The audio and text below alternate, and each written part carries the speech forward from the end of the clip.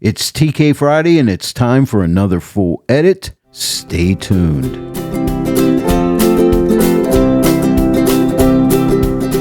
Hello everyone and welcome to the Joy of Editing with Dave Kelly. It is TK Friday, my favorite day of the week, and I've got another full edit for you today. Today's image comes to us from Ioannis Constantinou, and I'm probably pronouncing your name wrong, so please forgive me for that. Now, as always, you can download the image and the PDF notes. I'll have Dropbox links in the description below this video. Click on more and scroll down through and you'll find those links.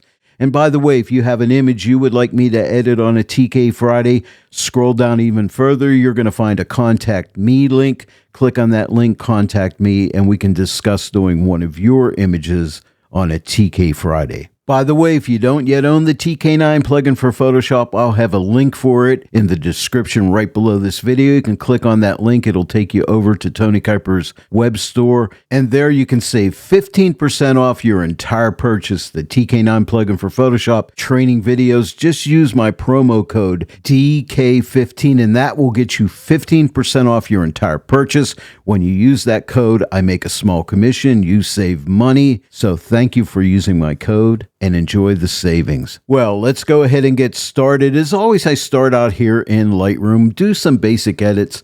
I want to keep the image relatively flat going into Photoshop, where I will work with the TK9 plugin for Photoshop to develop this image. And as you can see here are my various settings in Lightroom here. Nothing fancy. I've used a linear profile. I always like to start with a linear profile for most images. And I always do a little bit of sharpening, some noise reduction. And as far as lens corrections, I check on remove chromatic aberrations and enable profile corrections. And with this image, I did a little bit of cropping, as you can see right here. But that's basically it. And then I send it into Photoshop. I just right click on the image, go to edit in, click on edit in Photoshop. But as always, I'm already there. Here we are in Photoshop, ready to get started. Now, I did a few little cleanups on this image. There were some rocks down here that were light that I got rid of that I didn't think were helping the image. There were some rocks back in here that I removed. But when you download your image, it will look just like this. And don't forget to download the PDF notes, which will give you the step-by-step procedure for this edit. To start my editing process, I always like to do something I call balance and contrast. And that is basically balancing out the image and adding some contrast to it.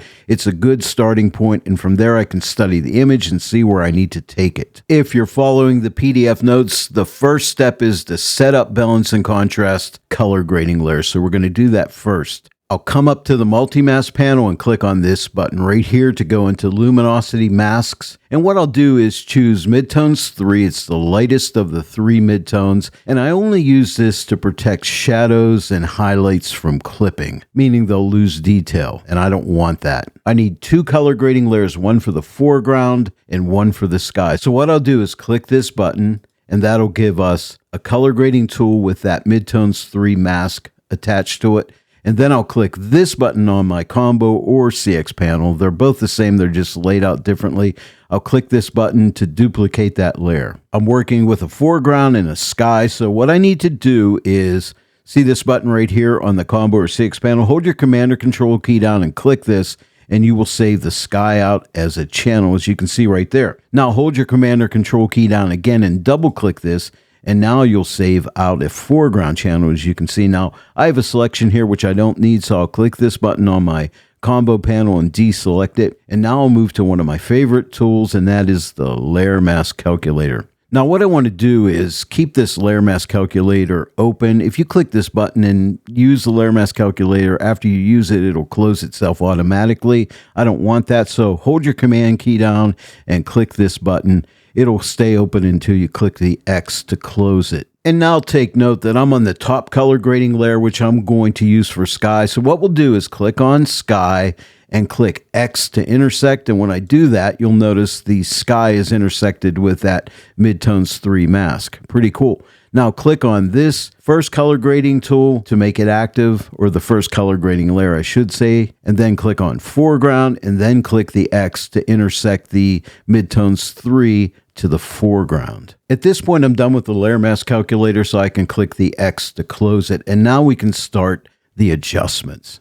I'll start by clicking on the shadow button, and this is a brightness slider. If I drag it to the left, I'll darken up the shadows. You see that? And I'll take this over to right there, a -26. And now I'll click on the midtone button, and I want to open up those midtones, so I'll drag this slider. Now, when you drag the slider, you don't see a change until you release the click of your mouse. And I'm going to take this over pretty high. I'm going to stop right here at 50. Now let me shut this layer off. Here's before and here's after. So that's the foreground. You can rename these layers if you like. And to do that, all you do is I double click on the name, and then I will see where it says color grading. I'll highlight that, and I'll just type FG for foreground so we can keep track of the layers. But next I'll be working on the sky, so I'm going to click on this layer to make it active. And now let me double click on the name, and I'll highlight color grading, and I'll call this sky, just like that. Now it's important when you rename color grading layers that you leave TK in parentheses. If you don't do that, the color grading tool doesn't work. So make sure you have TK in parentheses. They can be lowercase or caps. It doesn't matter. But TK has to be in parentheses. I'm going to delete copy. I'll start with shadows by clicking on the shadow button. It doesn't matter what order you go here, but I'm starting with shadows, and I want to darken up the shadows,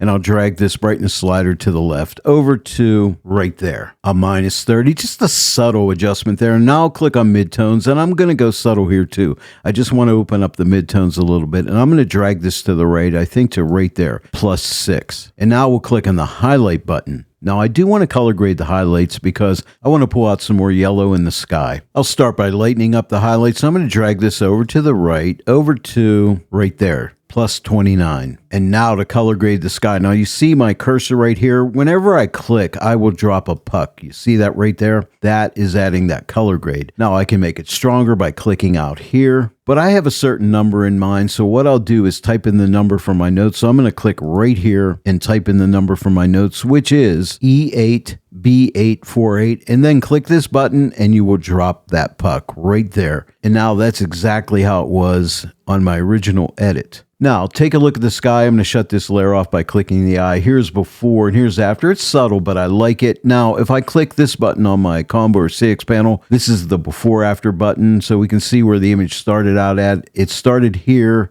and now it is here. And at this point, I study the image and see what I want to do. In the next step, I want to build up some mid-tone contrast, which is a beautiful adjustment, as you'll see here in a sec. Right now, my color grading tool is in the way of my multi-mask panel, so I'll click the X. Nothing changes on any color grading layer. I'm going to click the luminosity mask button. I'm going to use midtones 3 again. I always like to use this for mid-tone contrast, sometimes 2, but if I want a stronger effect, I'll go with midtones 3, so I'll click that. And now we'll output that to a curves adjustment layer. We'll click this button, and now you can see my curves adjustment layer with that midtones 3 mask. And what I want to do is come up to preset and click this drop down. Right now it's on default with no curve adjustment. I'll click on strong contrast, and you see that beautiful contrast. Let me shut this off. Here's before and here's after. Really looking good, but it's too strong, so I'll click right here on opacity, and a slider comes up, and I'm going to drag this back to right there, 75%. Now let me shut this off. Here is before and here is after. Usually after a mid-tone contrast adjustment, the image gets a little dark, so I like to follow that up with a lightening of midtones, and here's how I do that. Come back to the multi-mask panel and click on the luminosity mask button and click midtones 1, which is the weakest of the midtones. Here's what midtones 2 looks like. See, it's a midtone, but it's lighter, and here's midtones 3. It's even lighter. They're all midtones, but I'm going to use midtones 1 because I really want a subtle lightening of the midtones. I'll output this to a curves adjustment layer by clicking this button, and there we can see my curves adjustment layer with the midtones 1 on it, and then just click on the screen button, and now the midtones are light. And let me shut this layer off by clicking the eye. Here's before and here's after. See how that lightens them up, but I think I can do better, and I can use the help of Edit Blend Diff to do it. So here's what we do. We'll click on the Edit Blend Diff button, and now we have the Edit Blend Diff panel here. And the lighting just seems a little off to me. I don't know, it just doesn't seem quite right. So I'm going to experiment by clicking some of these luminosity buttons up here. So let's try like Darks 1, and notice the difference when I click Darks 1. See how it changes? And that looks pretty good. Then I might try like Midtones 3, see how it gets lighter. But now let me try Lights 1. When I clicked on Lights 1, I really liked it. I'm only lightening midtones, but it does encroach into the lights, which favors the lighter midtones. So let me shut this off. Here is before, and here is after, and I really like that. For the next step, I need to get to the multi-mask panel, so I'll click the X on the Edit Blend Diff panel, and now we can see the multi-mask panel, and nothing changes on the Blend Diff layer. Now, I continue to study the image, and when I was originally doing this edit the other day, I thought, I'm going to try some experimentation, and I thought, what would happen if I would use a Midtones 3 mask with a hue saturation adjustment layer? I've never done that before, but I thought maybe I can just increase saturation in the midtone. So let's see if it works. So I'll come up to the multi-mask panel, click on the luminosity mask button again, and now let's use Midtones 3 and output it to a hue saturation adjustment layer by clicking this button. And now you can see here's our hue saturation adjustment layer with the Midtones 3 mask. Right now I'm on master. I'm going to take the saturation and start to bring it up. See how it's bringing up the saturation just in those midtones? Pretty cool. And I'm going to take it to right there, a plus 35. Now I feel my blues are a little too strong back here. So what I'll do is click on the master drop down, and we're going to click on blues, and let me pull back on the blues. And I'm going to take those back to minus 75. And I almost forgot, I need to go back to master. So I'm going to click on the drop down, click on master. And I do want to just decrease the lightness of that saturated area just a little bit to right here, a minus 3. So let me shut this layer off. Here is before and here is after. Isn't that nice? Just adding some saturation to the midtones. And now it's time for a TK action. I couldn't resist having an applause there because I love the TK actions. And if you do too, let me know in the comments section below. If your TK actions aren't open on either the combo or CX panel, click the TK button. That opens up your actions. I'm going to click the X to close them on my combo panel because they are already opened on my CX panel. I'm going to click on one of my favorites, and I think it'll be good for this image, and that is Soft Pop. I'm going to click Soft Pop, and we can see what we get. It brings out some detail, pops the color a little bit, pops the contrast. Let me shut it off. Here is before and here is after, but I think I can do better. And when I think I can do better, I usually go for Blend Diff. So let's try some Blend Diff on this Soft Pop layer. I'll click the Edit Blend Diff button on the multi-mask panel. And this is great because we could try different luminosity values, or we could try different zones. And you know what? I tried different zones. I clicked on zone 3 and I thought, that's it. Zone 3. Now don't forget, you also have these handles here where you can make further adjustments if you need to, but I don't need to. So let me go ahead and shut off the Soft Pop layer. Here's before, here's after. It just tones it down a bit, but I maintain some nice detail in these rocks, some nice pop in the color and contrast. And if I uncheck gray, you can see what it looks like without the Blend Diff. It looks like this. There's before and here's after.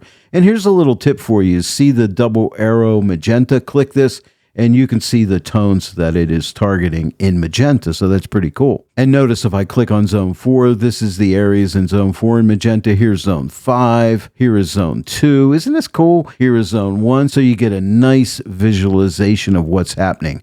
But I'm going to go with zone 3 and now click this button to get rid of the overlay. And again, here's the before and the after, and I like it. All right, now it's time for some burning. I want to burn the foreground, and because we have a lot of nice dark areas here, we can sculpt this image out by doing some burning here. And I will use this burn tool on the combo panel. I'm going to use the left side, and I'm using this for a reason. I'm going to click the left side, which gives us a 50% gray layer in the soft light blend mode. And the reason I'm doing that is because I want to use the Edit Blend Diff panel to help me to burn. And if your Edit Blend Diff panel is not open, all you need to do is click this button on the multi-mask panel. And if you click the double arrow magenta button, you might say, oh my gosh, what the heck is going on? We have magenta over the entire image, but do not be alarmed. This is a good thing. This just means that the entire image is selected. But however, if we click on any one of the luminosity buttons or the zone buttons, we could see the areas that we're targeting. For instance, if I click on darks 1, you can see those areas in magenta are darks 1. But now check this out. If I click on darks 2, you can see the magenta areas are the areas that I will target. And you know what? I want that. I want to target darks 2. So now I'll click the double arrow button again, and now I can start burning on this layer. The fact that I used a 50% gray layer gives me that ability to see what I'm targeting with Edit Blend If. If instead I would have used the right side of the burn tool, which gives you a transparent pixel layer, this button will not show you what is happening, only with the 50% gray layer. So let me click the double arrow again, and now we have Blend If on the layer targeting darks 2, and now we can burn, and the Blend If on this layer, which is targeting darks 2, will help us stay in the boundaries that we want, which is really nice. Now I'm thinking about doing a deep dive into dodging and burning with Blend If, because there's a lot of different things that you need to know about it. If you're interested in that, let me know in the comments section below. And now we're ready to burn. You'll notice we do have a black brush, which the burn tool sets you up with. And right now I'm at 10% opacity. If you're not at 10% opacity, type your 1 key. And what I'm going to do is look for dark areas. Now remember, the Blend If is helping me here, so I can be very sloppy. So I'm going to start to paint on here. I painted once, I'm lifting my brush. Every time you see me stroke, I've lifted my brush, okay? So I'm just starting to paint away down in here. I'm looking for these dark tones, trying just to sculpt out this image. And I'm going to go all over the image, up into here, out into here, just like so, on top of these rocks, over in this area here, down on these rocks. I'm going kind of fast here, but you can be kind of sloppy in here. It doesn't really matter. I'm just bringing out some, character in this image. I'm going to hit these guys again. And again, every time you lift that brush, you will apply more of that burning effect. I'm going to come down in here a little bit, and that might be good enough for now, but take your time and get it right. Let me go ahead and shut this layer off. Here is before the burning, and here is after. Now, I forgot to tell you, when I started to burn, I was using a very soft edge brush. I always like to use a soft edge brush. It really helps out. Anywhere between, 0% hardness and 30%, somewhere in there, you should be fine. And don't forget about your layer opacity, because you can always take your opacity the whole way off and then just build this up slowly and stop at a point that you think you like. And you know what? Let me see what it looks like right here at 86%. Here's before and here is after, before and after. And I think I'm going to tone mine down a little bit. But this is your friend, the opacity slider. And now that we've burned, let's do some dodging. I want to lighten up some of these waves in the water up in here. Like in this area right in here, up into this area. That is it. Because back here looks good, but I do want to lighten up some of these areas in here by dodging them. And to do that, we're going to do the same thing. We're going to click on the left side of the dodge tool to get a 50% gray layer. And again, with Edit Blend If, we're going to click the double arrow magenta button. And now we're going to click on like lights 1. We can see those areas that we'd be targeting. Here is lights 2. And let's try lights 3. Here is lights 3. Okay, so that's going to hit. See all these areas in magenta, and I can be sloppy here, right? Because the magenta overlay will be the only areas that will get the dodging, okay? So now let me shut off the double arrow, and with a 10% brush opacity, and you can see I have a white brush. Now I'm going to start dodging. So I'm painting, when I lift my brush, I'll add more of that effect. So I'm coming in here, and this just sculpts these waves out. I burned, and now I dodge, and that complements the burning. So you see that like that. And let's hit these guys a little bit up in here, and we can make our brush a little bit smaller and just target a certain area in here. So we could be a little bit careful here and, take some artistic license here. And let me maybe get down in here a little bit more. And don't forget, when we're done, we can always tone this back with the opacity slider. It's better to err on going too much than not enough. Okay, so let's take a look. Let me shut this off. Here is before and here is after. So again, before and after. But take your time. I may want to get these guys a little bit more down in here. But that 10% brush helps you out. You know what? I think we will be good. Maybe I'll get that. Maybe get this wave up here a little bit. Okay, so let me shut it off again. Here is before and here is after. And again, I'll take the opacity. Let's take it the whole way off. And now let's just build it up slowly and stop where we think it looks really good. And I'm going to stop maybe right here around 80%. And let me shut this off. Here's before and here is after. Now let me shut off both the dodging and burning layers. That's before dodging and burning.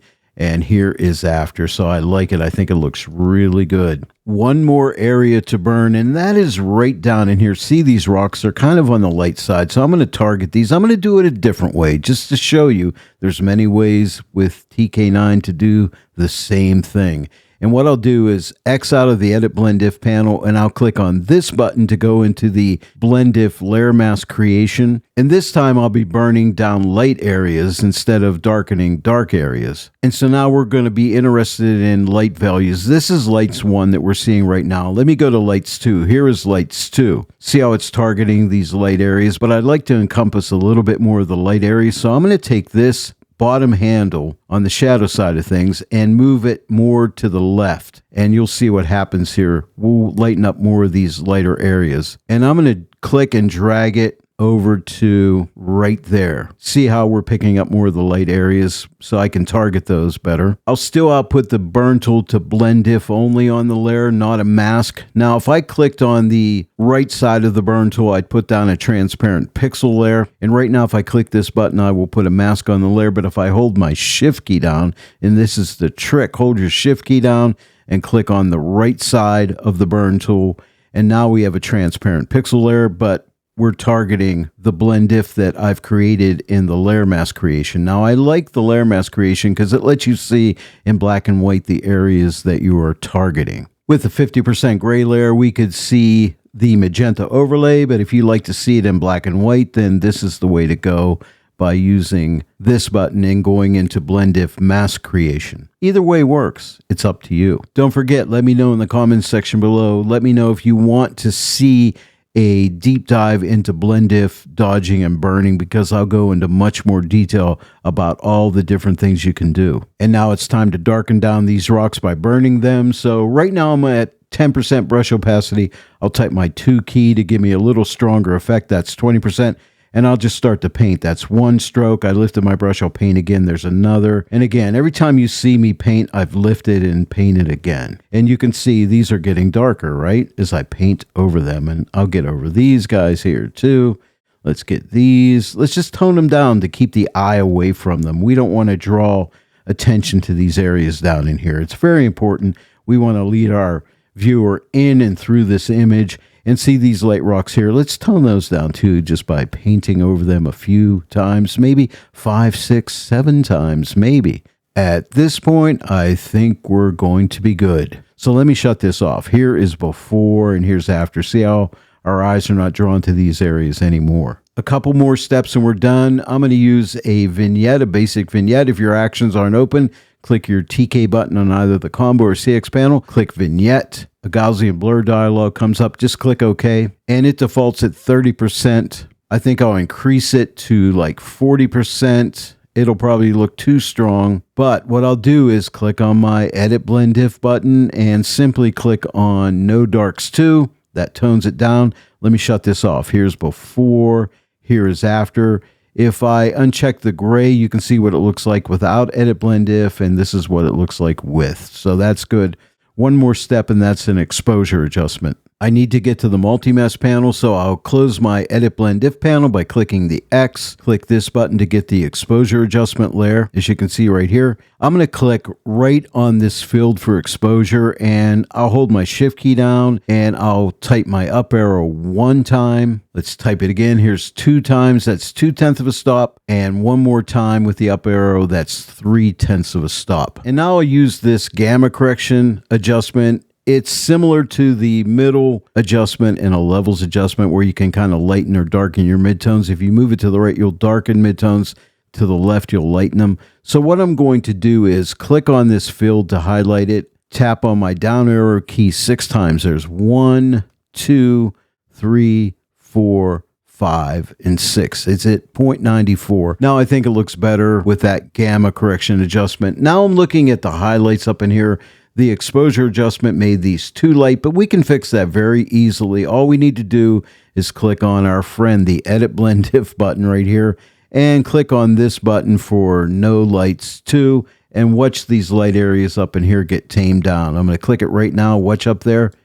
Look at that. Beautiful, right? And let me shut this exposure layer off. Here's before the exposure adjustment, and here is after. And that is basically it. Now let's take a look at where we started from. I'm going to click the before after button on my combo panel. We started here, and now we end up here. And I'll tell you what, I'm really happy with the way this edit turned out. And I do hope you download the image as well as the PDF notes and give this edit a try. Well, there it is, everyone. Another TK Friday comes to an end. I hope you enjoyed today's tutorial. If you did, please give it a like and share it with your friends. And if you're not yet a subscriber to my channel, please subscribe. Click that bell notification icon. Click all so that you'll receive all notifications. And then every time I upload a new tutorial, you'll get notified about it. I want to thank each and every one of you for joining me today in the Joy of Editing with Dave Kelly, and I will see you all right here next time. But until then,